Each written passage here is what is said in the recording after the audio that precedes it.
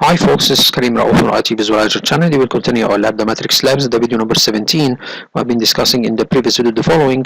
I've been working or continuing discussing the DCDIAG tool, which is a very important tool to troubleshoot problems on the domain controller and in the Active Directory.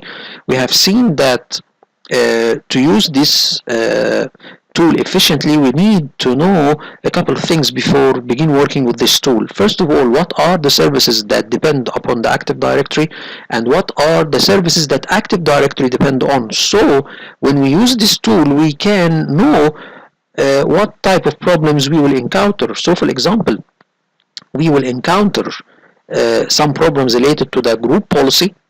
Okay, so we can find some problems related to group policy, which is in fact not originating from the group policy itself. It is originating from a problem with the Active Directory database. So before using the tool, we need to have or to know some concepts, the services that depend upon the Active Directory and the services that Active Directory depend on. We have been discussing this through two videos, and we will discuss also in the future videos a couple of things. We need to know the Active Directory database. We need to know how it is replicated between the domain controllers. A lot of things we need to know, but today we will continue discussing the DCDIAG tool. We'll begin working with the tool itself. We need to see the command in action. So we will use the command to troubleshoot problems on our domain controllers. We have two domain controllers in our lab. We have these two. Let me get you the video. We have DCSM0125, this is the primary domain controller, and DCSM0225, this is the secondary domain controller. So we will use this command. Again, we will go to the PowerPoint presentation. This is the one for Mr. Lo van der Poel, the one that has made this PowerPoint presentation, and the video also. He have a video called DCDIAG troubleshooting tool. I urge you all to see it because he is discussing this tool in very simple English language. I'm trying to add a couple of things to his video, but he has done a fantastic job in explaining this topic. So what we need to do, we need to go on our domain controller. If you need to run this tool on one domain controller, so you need to issue this command. If you need to run it on all of your domain controllers, you will remove the S switch and put A. It is resembling, or it says, when you say A, it means all domain controllers. So if you try to discuss this line of command, DCDIAG, this is the tool, and then /s, the name of the domain controller, execute on a specific server. So S, it is for server, and this is the name of the server, and then V is verbose. Verbose means here that you need to have the output in very detailed, so you can get a summary or you can get the output in very detailed format. Then F, it is the to save the file or to save the results of the file. So for example, if we go to this, or we will execute until this command or this switch, then the results will appear on the screen. If we add this line, then the result will be saved to this path, C DCDIAG report. So save results as file, show path, and the file name. So F here is the file name, and then this is the location of the file. So this is simply a very simple command or line command. If we need to save it or we need to run it on multiple domain controllers, we need to change the S switch to A switch. First of all, when we are saving the result to a text file, we need to have, just a moment guys. So let's continue guys. Here we're saying that when you try to save the text file that was resulted from the command, you can save it in a certain naming convention. To put, for example, the date of the file or the file was created in. So for example, if we need to change the name, we can tell it DCDIAG report dot, for example, 5 or 24/5/2024, just to make sure that the file, or we can know from the name of the file the time it was issued in, or the time that this command run in. Okay, so we need to do that simply to make the file more, or the naming of the file more convenient, so we can know the content of the file without opening it. So for example, we know from the name DCDIAG, this is a DCDIAG report, and the time we know it ran in that time. Okay, so this is a command, as we said before, to run it on one DC, or if you need to run it on a couple of PCs, if you go there and see this one. So this is if you need to run it from or all side DCs. So we just put /a instead of /s. Okay, execute on all domain controllers in sight, and then the same as we can see here. We have changed the name DCDIAG and put the timestamp, or put a time format to make sure that the file or we can know that the file is working perfectly, or not working perfectly, to know the time this file was issued in. Okay, so this is basically what we need to do. Again, Mr. Low Bundle 4 has some video notes. Okay, so here this is a slide, you can get it directly. If you go to his video, DCDIAG troubleshooting tool, you will find a link to his PowerPoint presentation. And then if you need to go to get the video notes, also in the video description you will find a link to his video notes, which is very, very useful notes. If I let you see his video notes, if we open like that, here is the video notes, a very, very good detailed PDF discussing all of 10, the most of the 10 common Active Directory problems faced by administrators, a quick summary of the tests that will be done with the DCDIAG tool, some PowerShell commands to execute DCDIAG, DCDIAG Microsoft documents. Okay, so there is a lot of things in this PDF that will help us to troubleshoot domain controllers and Active Directory using DCDIAG. And here is his notes concerning the various DCDIAG tests and details on what components of Active Directory are examined by the test. So this is a very, very detailed PDF. I urge you all to see it, and actually you can use one of the AI tools to summarize it, but I prefer it that you read it page by page, because it is a very, very valuable PDF. So this is what we need to do today. Today we need to do the command. So we will go and run the command. First we can run it on all of the DCs, or we can run it on one DC at a time. Okay, so can you hold for a moment, guys? Just a moment. So let's continue, guys. Now we will run this command on our primary domain controller to get results on the health of the DC, or the primary domain controller, and the Active Directory on the primary domain controller. And then we will run the same command, but we will tell it to run this command on this DC and all of the other DCs. So it will run it locally here, and then it will run remotely on all of your DCs in the domain.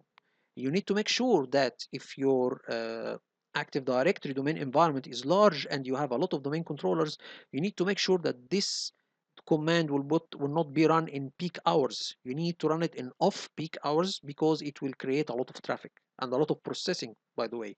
And this is one of the AI recommendations we will see when we go and ask the AI tools to discuss or to explain this line and give us explanation and give us recommendations concerning executing of this line of command. We will see a lot of useful things. We will see how it will give us a very, very useful tips on how to use this line of command. So first we need to go and go to our primary domain controller and open something called Windows Terminal. This is a new feature that was introduced in Windows, I think from Windows 11, yes, or it was introduced in Windows 10. Yes, it was introduced in Windows 10, later versions of Windows 10, and it is available in Windows 11, and it will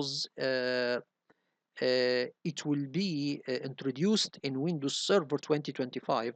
And most of the IT community asked this feature to be available on Windows Server because it's a very, very useful feature. It is like one window that contains a lot of platforms. So when you open this Windows terminal, you can run PowerShell commands version 5 and run PowerShell commands version 7 and run command prompt commands and to run Azure CLI commands. All of this in one window. You can open one window and run all of these in one window, which is called Windows Terminal. So it is a very, very good feature. We will see that it is easy and manageable, so you can run a lot of commands on a lot of different platforms. Okay, so let's see how this will be done. We need to search. Here I'm just checking my hardware consumption because as you see here I have a lot of hardware used. So now we will put terminal and then we need to pin it to the taskbar and then to run it as an administrator because the DCDIAG command need to be run as an administrator or to have administrative rights. Okay, and actually you need to have domain administrative rights because this command may need to run on remote PCs. Okay, and the only account that has administrative accounts or administrative privileges on all of the PCs and servers in the domain, it is the domain admin account. So here we can see that you can run from the terminal Azure Cloud Shell, Command Prompt Shell, Windows PowerShell Shell for 5 and 7. So these are all can be run from the Windows terminal. So let's run it as an administrator. Right click and run administrator.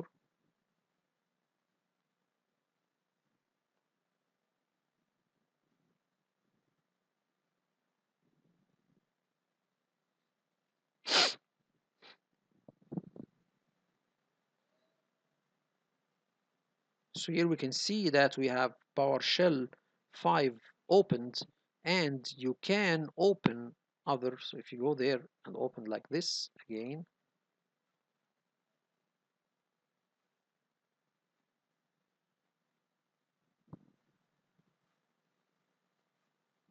okay, let me show you what I mean by that.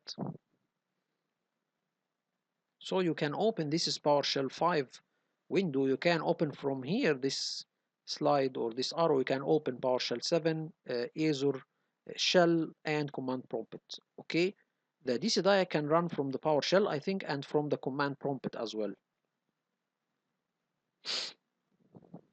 So now what we need to do, we need to create a folder in our D partition that in it we will save the results of the DCDIAG tool. Okay, so we need to go to the D partition and create a folder. So here is the DC or this is the DC or the primary domain controller.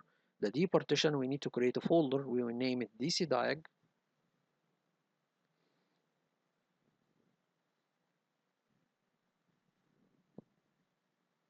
DCDIAG. Just a moment.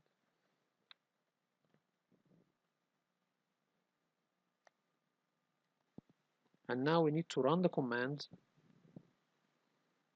We'll first run the command locally on the server and then we will run it on all of the domain controllers, which in our case here we have only two, so it will run locally and remotely.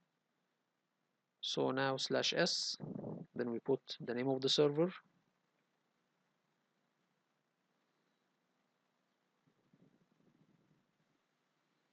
Okay, and then /v verbose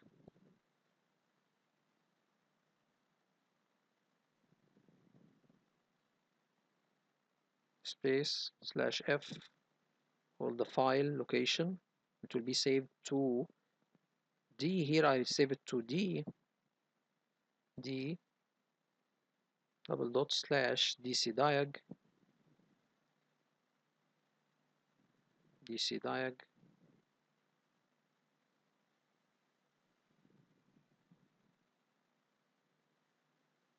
and then we should name it in a naming convention that from it we can know the content of the file without opening it. Okay, so now we will name it DCDIAG report. I will show you all. We can rename it to reflect uh, uh, on which server this command runs and at what time. Okay, so now we can press enter and then we will see the results. So we can go now to the departition and see. We will discuss the content of the file later. We will use the AI tools to analyze this log file and get us the errors, and we will discuss it step by step or line by line. So we will see this contains some tests. I think there is 30 tests that are done by this tool. We will see each test and what does it do exactly, and we will see if there is some errors encountered, how to save it or how to solve it. Now we can see these are all errors. We will check and see, for example, there is an error with the sysvol folder concerning the replication. We will see how to solve this later. Okay, so this is the file. You can take it and analyze it later and archive it, and uh, we will see later we can archive this file, and we need to run this test regularly per day or every day, so at the end of the month we can revise all the text files that we have done through the month. So you can make a scheduled task to run this test every day, so you can monitor the health of the domain controllers regularly. We will see how we can do a schedule test to do that from the task scheduler in Windows. So let's go. We have already uh, uh, uh, done the test. We need to change the name of the file. We will do a couple of things. So if you go there, we need to go, as we see here, if we go like that, we need to, again, so what we need to do, we need to go and change the name of the file. Here, this is DCDIAG. We need to rename it. So we can put here the name of the server, or not the name of the server. We can tell it this is DC PDC, DC primary domain controller, and then we can put the time that this report was run, which time. So we have put it, or we have run it in 13/2/2024. So this will make it easier for me to know the content of the file without opening it, or to know which report or this report is run on which DC. So now we need to run this command to have a report from all of our DCs. This will make a lot of traffic. You need to make sure when you run this command that it's not in peak hours. You need to run it off peak hours. Okay.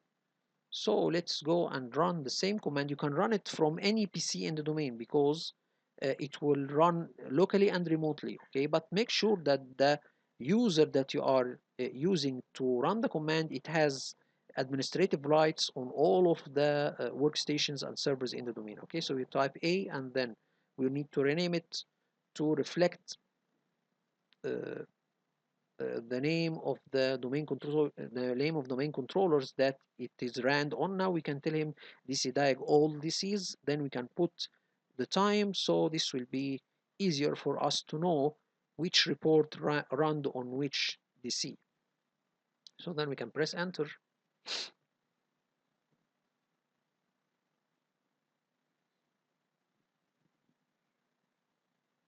Now it will take some time because it will run locally and then it will run remotely on the server.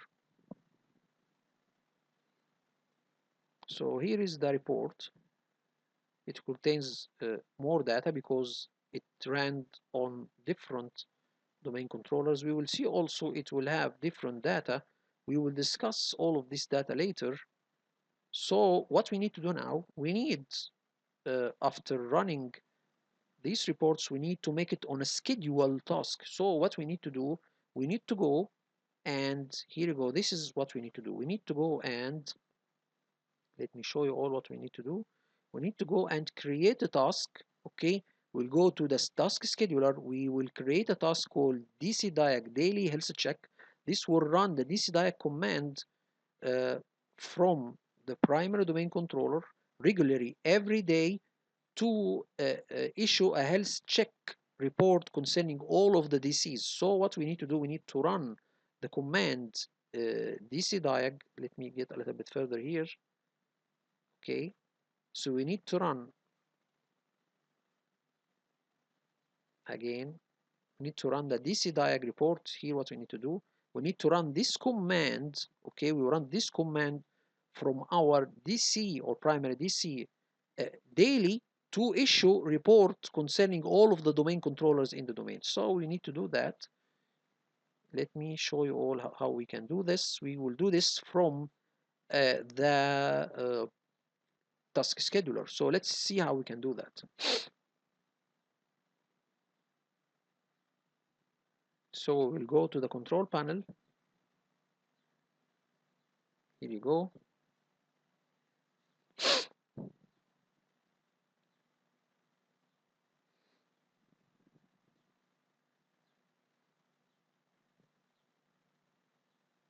And then we will open Windows Tools.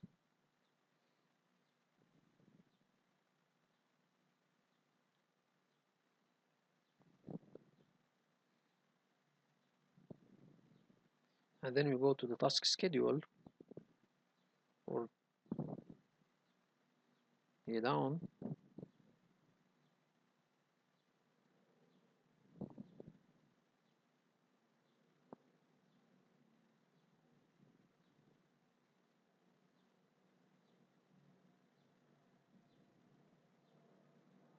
As you can see here, I have a lot of hardware used at the moment, but here we will go up to see the task scheduler.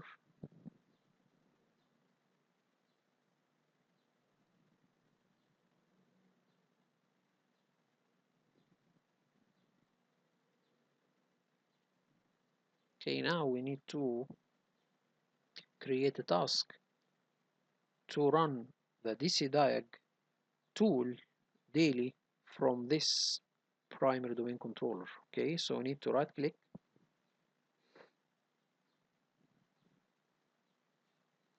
Okay, we can see there is a couple of tasks. Right click and create a task. We will name it daily or DCDIAG health.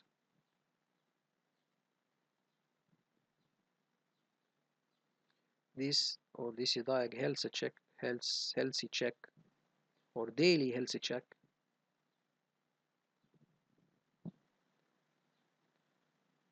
Okay, and we should take care of something here. We need to make sure to run whether user is logged on or not. So if I am not logged in with a user on the server, this task should also run if I am not logged in. This is a very important option to check, because if I'm not logged in and I'm using the first option, it will not work. So we need to run it whether the user is logged in or not, and we need to make sure that the user that is running the task will not be locked out. Okay, so we know if you type the password a couple of times incorrect for any user in the Active Directory, it will be locked out. So we need to make sure that the user will not or will never be locked out. So we can do that by changing this domain admin account to the system local user account. Okay, so by changing it to the system, you can run it and the system local account will not be locked out for any reason, and it will have the highest privileges. This is the system account or local account have privileges more than the local administrator, so you can run it or run any task with highest privilege. And we need also to check run with highest privileges. So this will guarantee that the account will be not locked out and it will run with the highest privilege. So let's see, we need to change the domain admin account to use the system account because it will not be locked out, and it has the highest privilege on the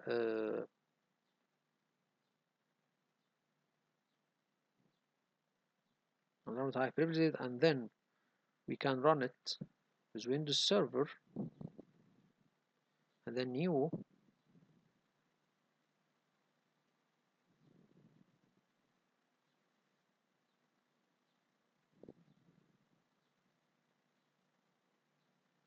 and daily.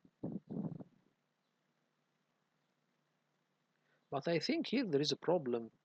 Uh, it will run the task using the system account, but uh, this command should run uh, using a domain admin account, okay, because this will be executed remotely on servers. So I think the better thing is to run it with using the domain admin account, because this should be executed on remote servers. We need to have an account that can run on remote servers or have access to remote servers, I think. Let me see what Mr. Lo van der Poel had ran. So he's run it with home lab, home boss. I think this is a local account. Anyway, I think we need to run it using a domain admin account. So if you use the system account, I think it will run okay, but the DCDIAG will not be able to run remotely on servers. So you need to make sure to run it with with an account that have access to the domain controllers. Let me see, because I think I have made a test and try to see if it will run or not. So now we will do that.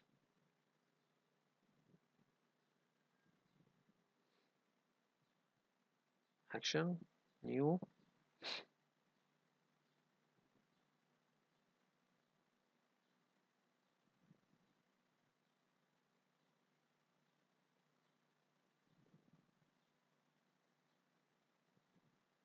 So now we need to run the command to run it.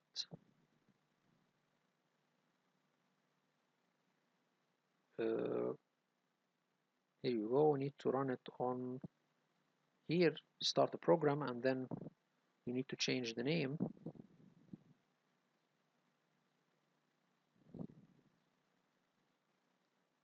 and then tell him OK.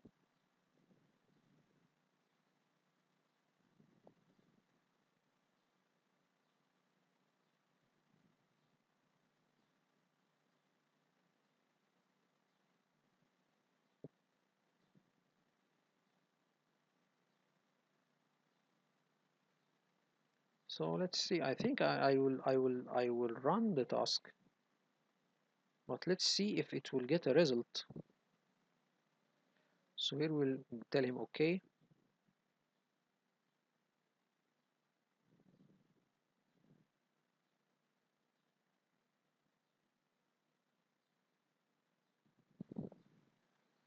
So it appears that it knows that I am running a command on or the DCDIAG tool, and this is the parameters. So conditions setting,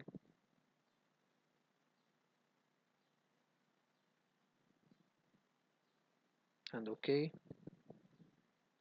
So let's see. He's saying that the author is Karim Raouf, but let's see when I run this, it will run or not. I'm trying to run, so I'll try to run the task. Here I need to run it not on 10, we need to run it on midnight.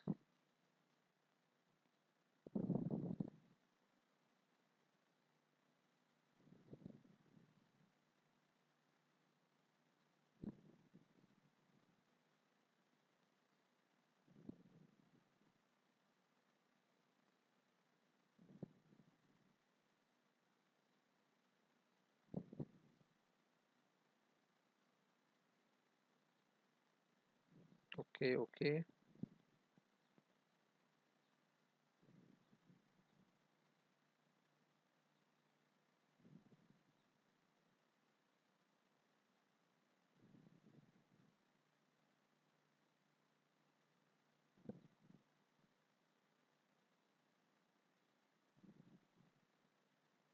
الساعة 4. Sorry, at 4 a.m. Now we need to run. I need to run the command, or I need to run the task. But anyway, I need to see something here, just a moment.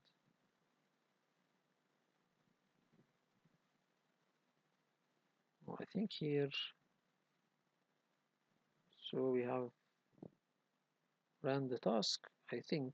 Okay, so here need to make sure, uh, uh, let me see something here. If uh, ask the AI tool about something here, let's see if I ask ChatGPT.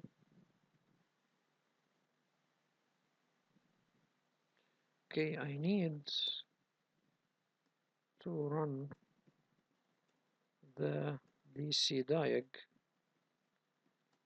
on all of the domain controllers using task scheduler. If I used the system local user account to run the task, which will contain this command line.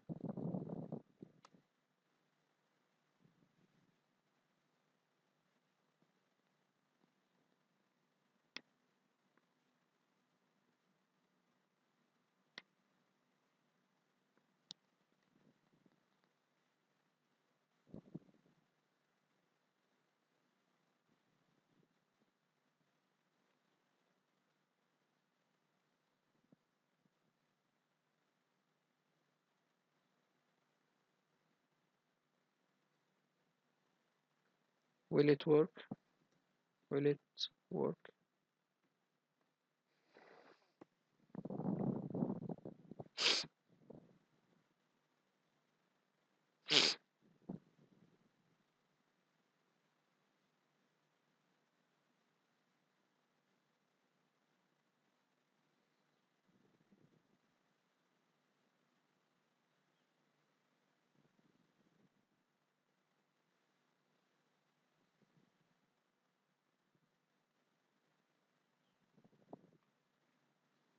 So he's saying here that yes, using the system account to run a scheduled task that executes DCDIAG can work, but there are some few things you need to ensure. Permission. The system has high level permission, so it should have the necessary rights to run DCDIAG and try to the log file path. However, you must ensure that the directory exists. Okay, this is it.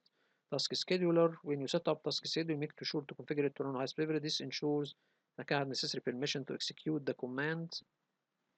Specify, however, okay. Let me ask it. Uh, so this account can run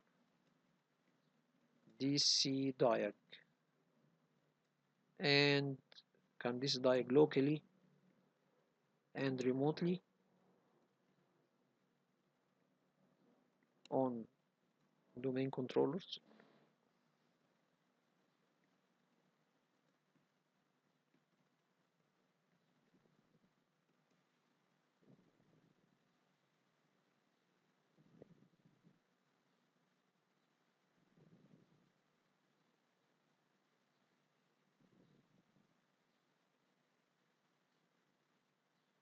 Okay, let me. I have seen here a little bit of uh,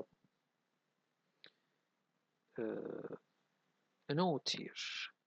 Let's see, because he's saying here that network access ensures system account has network access to other domain control. By default, system account has network access permissions, but network policies or firewall could affect this. So system account has network access permissions. So good. Is a local does not have the same authentication context as a domain user. Therefore, it may not always be able to authenticate against remote in the same way a domain controller could. This sometimes can cause issues with remote operations. Is a local account does not have the same authentication context as a domain user. Therefore, it may not always be able to authenticate against remote machines in the same way as a user account would. So he's saying two different things. If you encounter an issue with system account running DCDIAG remotely, consider using a domain account with necessary permissions. You can create a service account with domain admin privileges or delegate the necessary permissions to a less privileged account. So when I try it in my lab, it ran successfully, okay? But here is saying that two different things. He say that system account has uh, have network access permissions, and here he said it will not be authenticated. Just wait for a moment.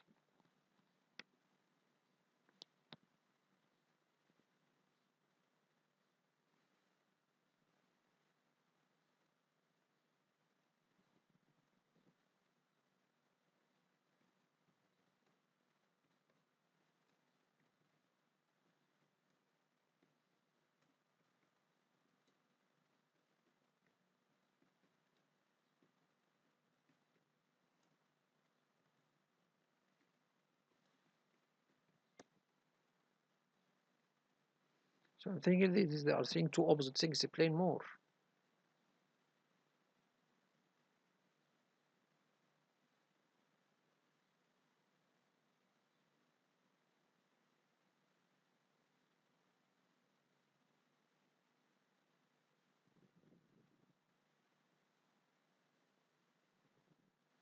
So here, when I try to explain it more,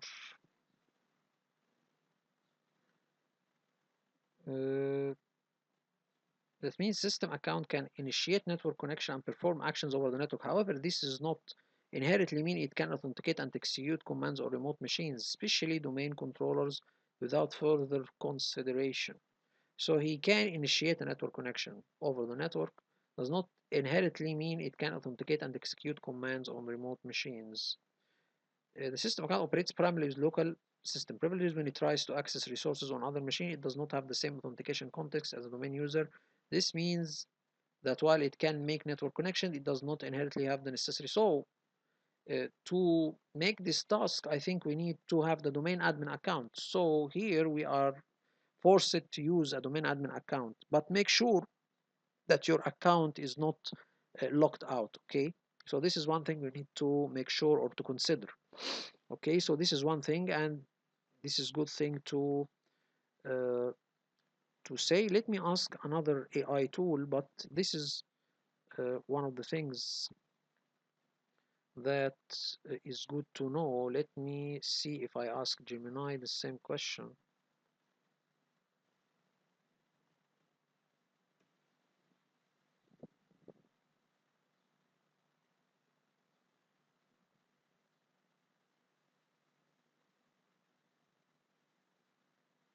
Okay, so this is one thing. This is a good answer. The scheduler task will not work on all domain controllers. Here is why. Because this will be limited. Okay, so here we can tweak this command a little bit. How we can do that? So if you go to this, we can add to the command a parameter called /u and /p. This will give us or will let the command run using a specific account. So this will be a good thing to do. So we can tweak this line of command to run using a certain account. So we will use the system account to run the task, so we will guarantee that this account will not be locked and always the task will be initiated or it will be working. And in the command line we can add /u for the user and /p and give the password and the username correctly. So this will ensure that the command will be executed on remote machines. But you need also to make sure that your account is not logged out. So this is also one thing to note. So we can leave the setup as it is, but we need to change the command to add /u and /p, okay, just to make sure that the command will run uh, efficiently, or it will run using domain admin account privileges, or it will run the command using administrative privileges that can access remote machines. So here we can see no limited permissions, network access. Even the account has domain access, might not have the required network permissions to connect and run the commands on another domain controller. So he's saying that the solution is to run with domain administrator membership. So this is one thing. Remote access permissions. Or create an account and use it for this task, okay, or to run this task.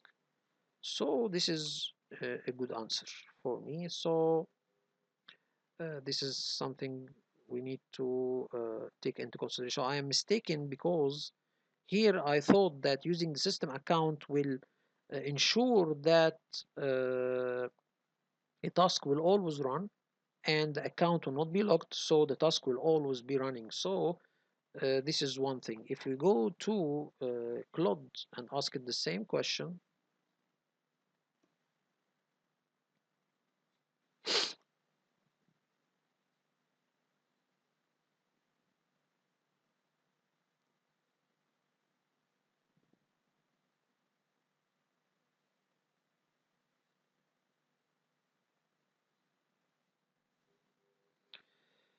so he is saying another answer. He's saying that uh, using local account via task schedule can work, but there is a few consideration. The local account has extensive privilege on the local system, including ability to access and diagnose Active Directory. While running against remote controllers, the system account may not have the necessary permissions. So this is one thing. Again, by default, system account is a non-interactive user account, which means it can prompt for credentials or handle interactive authentication scenarios. If the DCDIAG command needs to authenticate with the remote machines, you may encounter. So this is another thing we need to add to the DCDIAG, the switch of /u to identify the user and /p to identify the password. Remote execution. Okay, so requires ability to execute remotely. The system account remote execution ability can be limited or disabled by default, depending upon your environment security. Okay, so he's saying that we should use a domain admin account or create a separate account to run this task. So very, very good thing to know and to consider. So we have done already the task. Let's go now and ask the AI tools to explain this line for us. And to explain this line for us, or this command line for us, we need to uh, provide certain terms, so the AI will give us a clear, simple answer. So when I ask Rika, this is another AI tool, to give me expressions or terms to give it to the AI tools like yourself and ChatGPT for auto explain lines or commands in script or code, this was the answer. So let me read it loudly for you guys.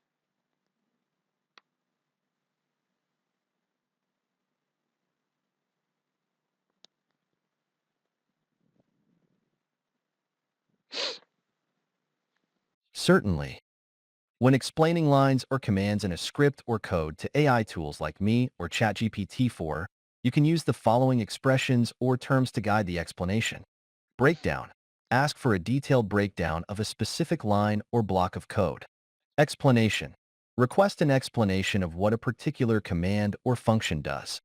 Syntax. Ask for a description of the syntax used in a specific line or command.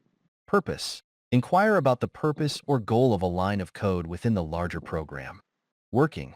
Ask how a particular piece of code works, step by step. Example. Request an example of how a command or function can be used in practice. Error handling. Inquire about how errors are handled in a specific piece of code. Performance. Ask about the performance implications of a particular line or block of code. Best practices. Request advice on best practices related to a specific piece of code. Alternatives. Ask for alternative ways to achieve the same functionality as a given piece of code. Dependencies. Inquire about any dependencies a piece of code has on other modules or libraries. Debugging. Ask for help in debugging a specific line or block of code. Documentation. Request links or references to official documentation related to a command or function. Version compatibility. Inquire about which versions of a programming language or library support a specific command or syntax. Security. Ask about any security considerations related to a piece of code. By using these terms and expressions, you can effectively communicate your request for information about specific aspects of code to AI tools, helping you to better understand and work with your scripts and programs. So this is a very good answer. Let me ask him for each point, give me the prompt to use for the example here i- is the code or script. So here for each point you have said let me or apply it to this line of code. So let's see what will be the answer. We can see here that give us a detailed answer for the breakdown. It give us the prompt that we will provide to ChatGPT. So let's read the answer again.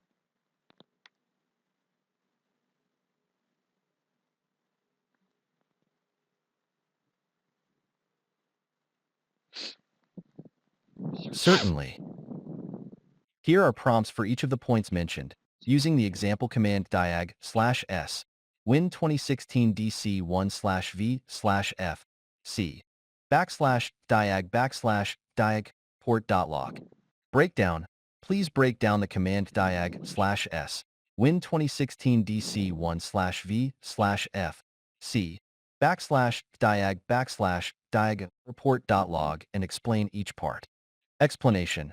What is the command diag/s win 2016 DC1/v/f c /diag report.log do, and what are its key parameters? Syntax. Describe the syntax of the diag command and explain how each parameter in /s win 2016 fits within that syntax. Purpose. What is the purpose of running the command diag/s win 2016 in a Windows environment? Working. Walk me through the step-by-step process of how the command diag/s win operates within a Windows domain. Example. Provide an example scenario where running the command diag would be particularly useful. Error handling. How does the diag command handle errors or issues it identifies during its execution with the parameters performance? What are the performance considerations when running the command performance? What are the performance considerations when running the command diag/s win best practices? What are some best practices to follow when using the diag command with the parameters alternatives? Are there any alternative tools or methods to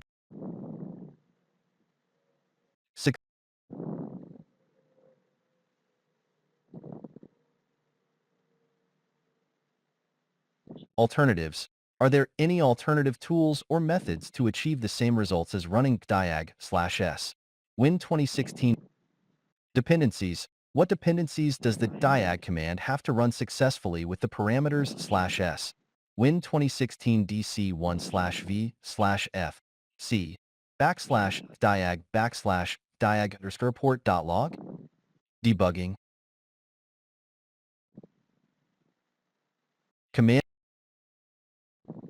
Command fails or produces unexpected results. What steps can be taken to debug the issue? Documentation.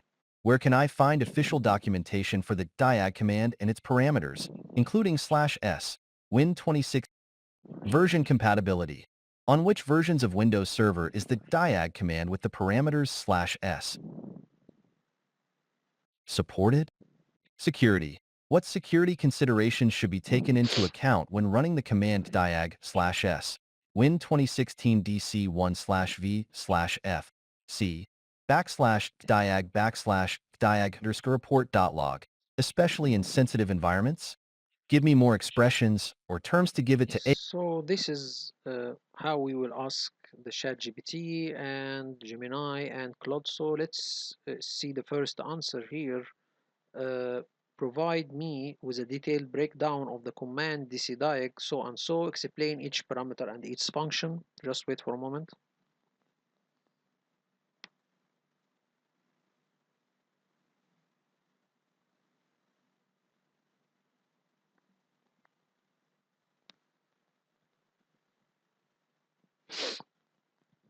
Certainly, AMR. Here's a detailed breakdown of the command diag/s win 2016 DC1/v/f c /diag port.log. Command diag. DIAG stands for Domain Controller Diagnostic.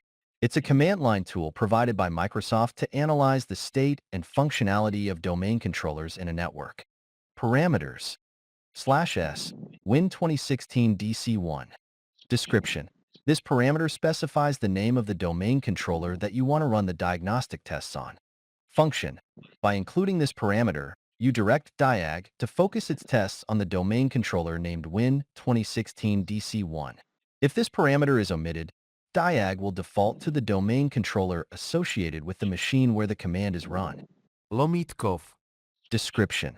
This stands for verbose. Function. When the verbose mode is enabled, DIAG provides detailed information about what it is doing during the diagnostic process. This can include additional insights and more comprehensive logs about the tests being performed and the results obtained. /f c /diag report.log. Description. This parameter specifies the path and file name for the output log file. Function. By using this parameter, you instruct DIAG to save its output to a file located at c:/DCDIAG/DCDIAG_report.log. This is useful for later review, archiving, or sharing with others for troubleshooting purposes. Combined command explanation.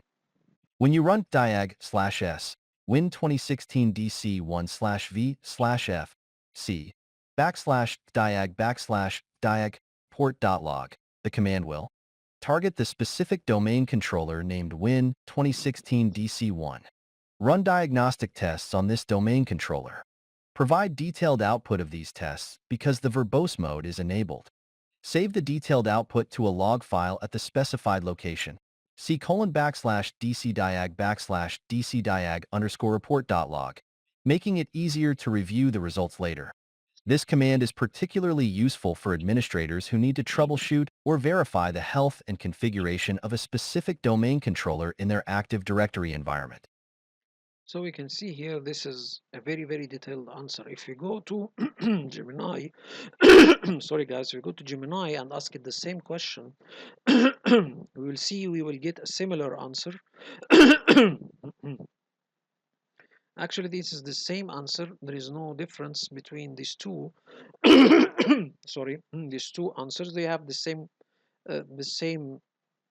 actually the same answer. It didn't add much. If you go to Claude, it will give us also the same.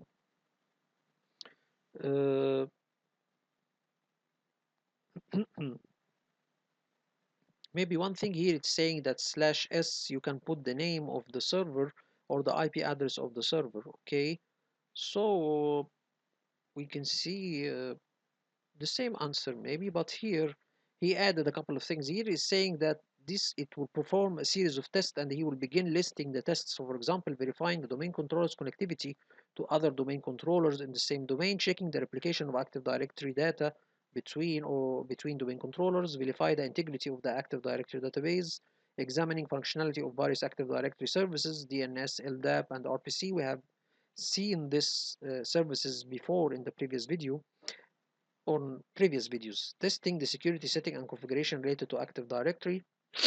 So he's saying that a couple of tests will be run, and he's listing some of them. The diagnostic process can take some time depending on the size and the complexity of the Active Directory. This is one thing to know. As well as the number of tests being performed. We have 30 tests, so we need to make sure which tests we need to run. We need to run them all or a couple of tests. We need to run them on all of the DCs or only or a certain DC. Okay, so we can see the answer is a little bit good. If we try to ask it a different question, what does the command so and so do, and what is the scenario would it be used? We will see a similar answer. If we go, we will see this. He is again analyzing the command, but he added a section, the same, or we have the same answer here again repeated. But if we go further down, we will see that here he is adding the scenarios where this command should be used. So let's see what is the scenarios we can use this line of command in.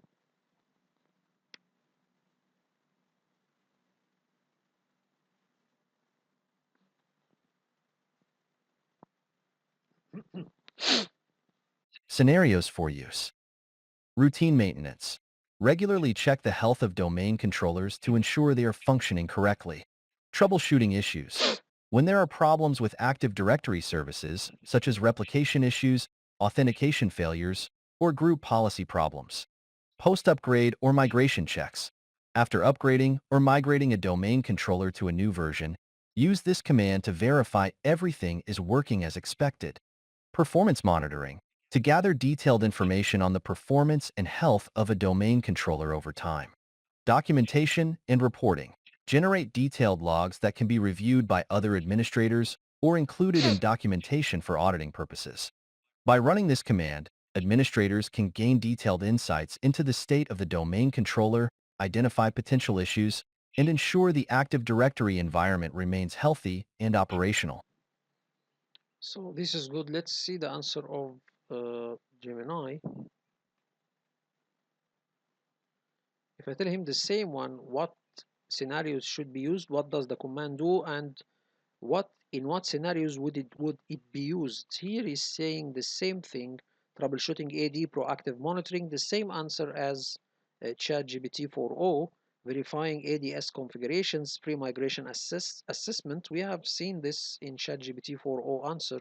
If you go to Claude and see its answer, again it will give us a similar answer: troubleshooting domain controller issues, replication failures, authentication failures, performance degradation, preventive maintenance, and health checks. Okay, post installation or configuration change violation if you are installing a new domain controller or migrating a domain controller. Auditing and compliance, this is one thing different than the other two answers.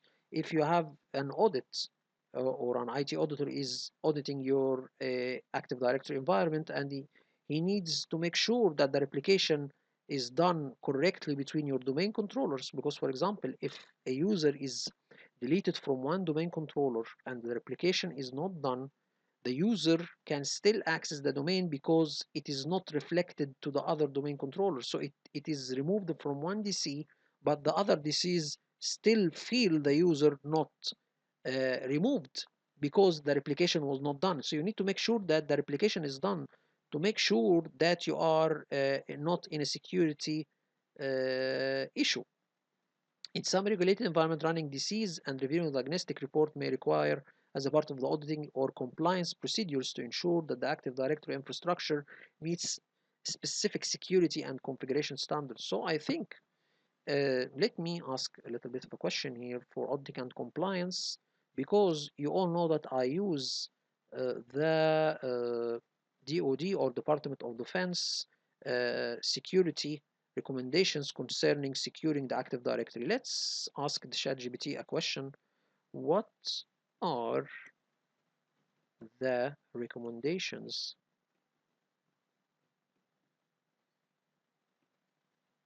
issued by DoD of the United States to use DCDIAG to audit domain controllers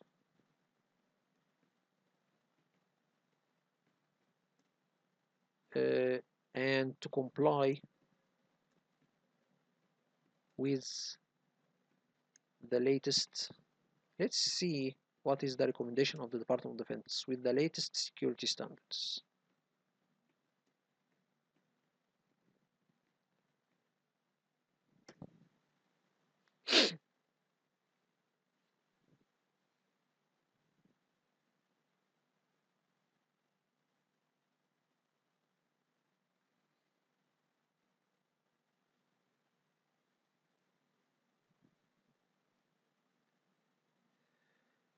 So here let's see one of so here is grabbing the recommendations of the Department of Defense and they giving us the link, but let me focus on one thing here. Let's see here what does it say. Creates a guiding, auditing, and securing domain security standard. Technical implementation. Here are some key recommendations based on the latest standards. General recommendations for auditing domain controller. Here is the one. Using DCDIAG to perform regular health checks on domain controller. This tool should be used to check the overall health. Okay, okay. Example to run all tests. Let's go further and see. Logging and monitoring. Enable and configure comprehensive logging to monitor system integrity, access attempts. Okay, this is not related to the DCDIAG. I need let me tell it to focus on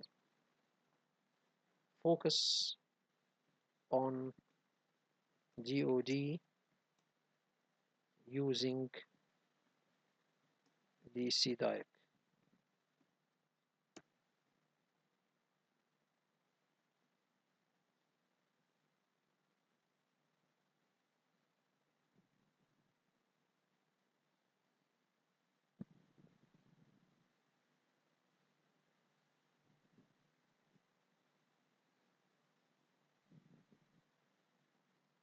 Okay, so let's see. This is the recommendations of the Department of Defense. Defense detailed guides on using for auditing control to comply. Here is some specific recommendations. Regular diagnostic. Okay, so we need to run it on a regular base, ensure, and this is to run it on regular intervals, daily or weekly, to continuously monitor the domain controller. /A to test all the domain controllers. This is one thing. Routine execution, critical test to run. Connectivity, this is the test that will be run by the tool. Okay, so okay. Logging and analysis, maintain detailed logs of DCDIAG. Output is critical for auditing and troubleshooting. The logs should be reviewed regularly to identify and address any issue promptly. Log storage, store these logs in a secure location with appropriate access controls to prevent unauthorized access and tampering. Automated analysis, implement automated scripts to phrase DCDIAG logs and highlight critical issues or change in the domain control. You can do this using a script or software that can analyze the DCDIAG logs and take out the errors or highlight the errors and warnings. Okay, compliance with DoD standards. Okay, ensure DCDIAG align with specific security controls and configuration maintained by STG. Audit reporting. Generate regular audit reports based on this DCDIAG. These reports should summarize the health, so and so. Reports should be reviewed by IT security personnel and uh, overall. Okay, let me see something. Report what the IT security personnel focus on focus on when revising the DCDIAG report.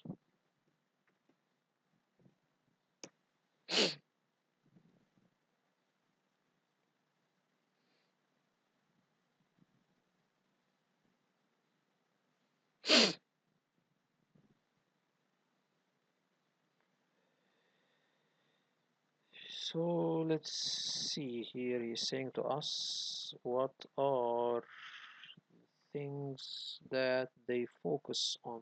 If we go and see what they will focus on. Okay, IT personnel review focus on several key aspects to ensure the health, connectivity, ensure they are DNS correctly configured, network connectivity, or domain controllers can communicate with each other. Replication, check for any issues with AD replication between domain controllers, ensure all replication partners are synchronizing correctly.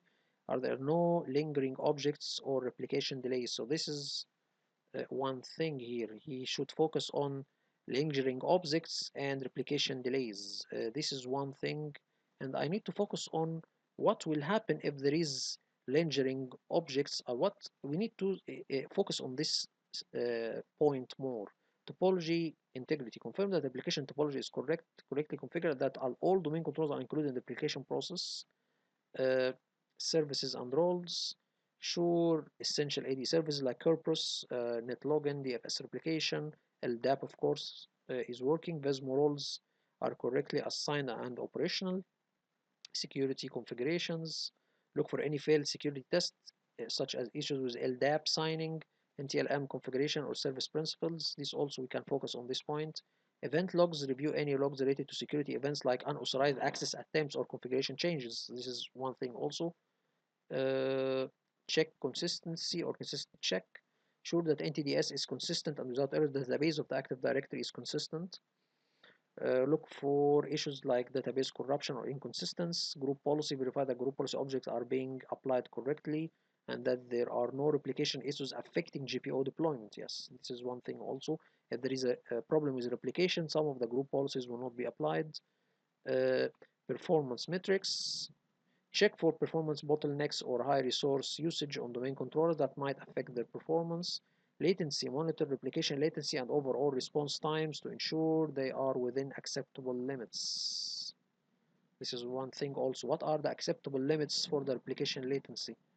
Okay, detailed errors. Verbose logging, this we have already in the command. Pay attention to the detailed logs for any errors or warning that might not be immediately critical but could indicate underlying issues. Error trends. Identify any recurring errors or patterns that could suggest a systematic issue that needs addressing.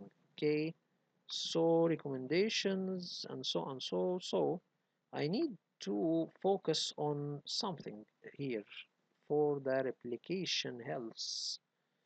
Uh, Let me put this one. How security will be affected if we have replication delays and what does lingering objects means,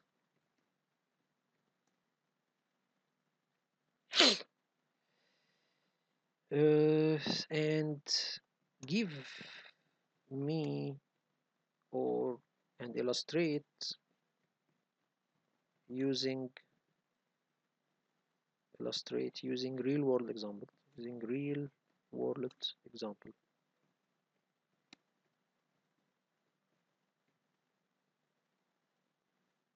so we need to know what will be the security or how the replication delays will affect our security.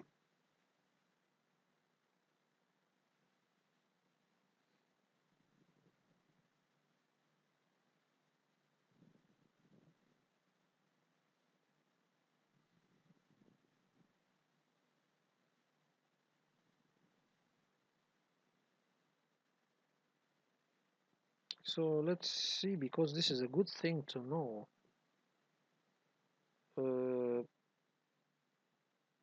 so let's go and see what was the answer here. He's saying here that security impact of replication delays. When Active Direct replication delays, it can significantly affect the security and stability of the network in several ways. Inconsistent security policies. Group policies might not be applied uniformly across all domain controllers, leading to inconsistent security settings. So some group policies will be applied and others are not, which will result in security issues. Can result in some users or system not receiving critical security updates or configuration. Okay, or have uh, uh, excessive access permissions on some systems. Okay, access control issue changes to user permissions, group membership, or security settings may not be propagated in a timely manner, leading to discrepancies in access control across the network. So some group policies are related to security updates. It will not be applied. So this means our systems are not fully patched, or they are not up to date, or they're not updated with the up to date updates. Okay, or the configuration is not consistent. and access control issues, authentication and authorization problems. State users. Users may experience authentication issues if the DC they contact has not yet received the latest data, such as password change. This is a good thing. For example, if a user has changed his password on one domain controller, this should be replicated to the other domain controllers. If the password change was not done, password change replication was not done, so when he tried to access with his user account to another domain controller, his old password will be working, not his new one. This can lead to lockouts or unauthorized access.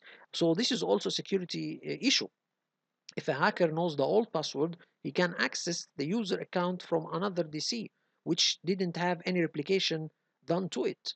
Token bloat. Users' Kerberos tickets and access tokens may contain outdated group membership information, causing access to be improperly granted or denied. Very, very good answer, because, for example, maybe the user is removed from a group on one domain controller, it is not replicated to the other domain controllers, and he has a ticket or a Kerberos ticket to access the resources.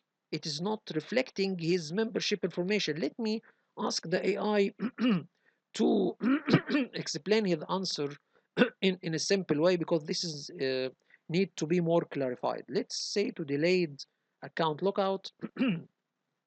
Replication delays can hinder the immediate enforcement of account lockout policies, allowing attackers more time to attempt brute force attacks before the lockout threshold is reached across all DCs. So, replication delays can hinder the immediate enforcement of account lockout policy. So, the account lockout policy will not be applied correctly because it is not replicated to all the domain controllers, which allow the attackers to attempt to brute force attacks or to use some attacks to hack an account.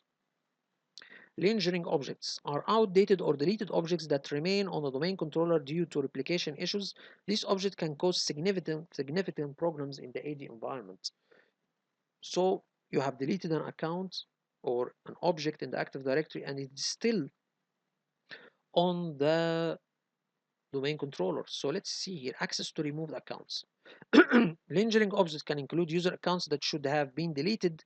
If these accounts remain active on some DCs, this might still have access to network resources, posing a security threat. So, if, for example, if you deleted an object on one domain controller and it is not replicated to the other domain controllers, then the object will still be on the other domain controllers. The delete process will not be replicated to the other domain controllers. Okay, so this will do a problem. You can still access to the network resources, posing a security threat. Policy conflict. Conflict policies from lingering object can lead to unpredictable behavior and security vulnerabilities. Replication failures. Lingering object can cause replication conflicts, leading to synchronized errors and further delays in replication, generating the security risks, so and so. So let's see the real world example here. So saying company XYZ has multiple branches, offices with their own DCs, they may implement a new security policy requiring all employees to change their password every 90 days. The IT department enforces this via group policy. So let's see. In some branch offices, due to network issues, the replication of the new GPO is delayed by several days. Employees in these branches continue to use their old password beyond 90-day limit. Very, very good example. Contrary to the company's security policy. If an employee old password is compromised during this delay, attackers could gain unauthorized access to the network as the new policy isn't enforced uniformly. Very, very good answer. Lingering objects. 6 months ago, a contractor user account was deleted from the AD. Due to the replication issues, this deletion did not propagate to all DCs. The account remains active on a DC in one of the branch offices. Okay, very, very good. An attacker discovers and uses the contractor's credentials to access sensitive company data, delivering the lingering objects. Mediation steps. Monitoring and alerts. Implement monitoring to detect and alert on replication delays and failures. Cleanup tools. Use rep admin, remove lingering objects to clean up lingering objects or deleted objects. Regular health checks. Schedule regular health checks with DCDIAG to ensure all DCs are synchronized and no lingering objects exist.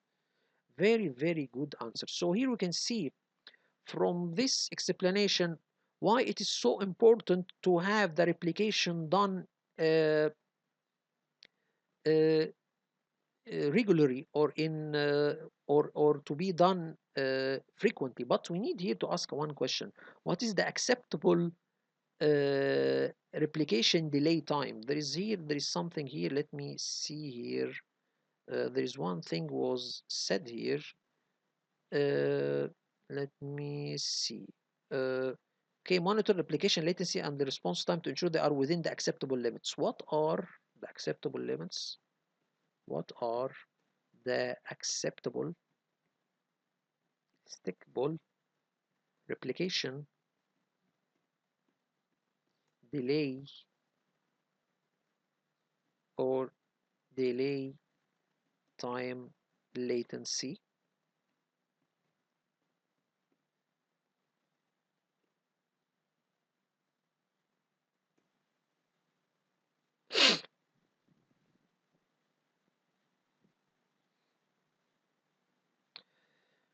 So let's see here. Again, what are the acceptable replication delay uh, times? Okay, let's see here. And he give us documentation or reference to his answer. Very, very good answer. Let's see the acceptable delay time or replication latency. Let's see here. So intrasite, I think this is intrasite, this uh, within the same site topology or with domain controllers within the same site should be ideally be near real time, okay? In replication within the same site typically occurs every 15 minutes by default. So there is raw delay within domain controllers in the same site. It should be occurring every 15 seconds, okay? Acceptable range. Delays uh, up to a few minutes might be tolerable under certain circumstances, but should be minimized as much as possible. Okay, so it is done every 15 seconds. This is the default.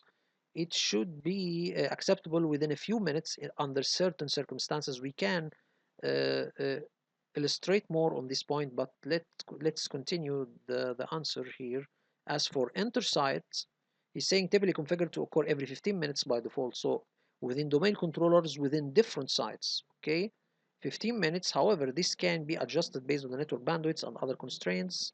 Acceptable range. Delays should generally not exceed 1 hour. For most environments, a delay of 15 to 30 minutes is acceptable to balance replication traffic and timelines. Okay, so very, very good. Here it is done every 15 minutes.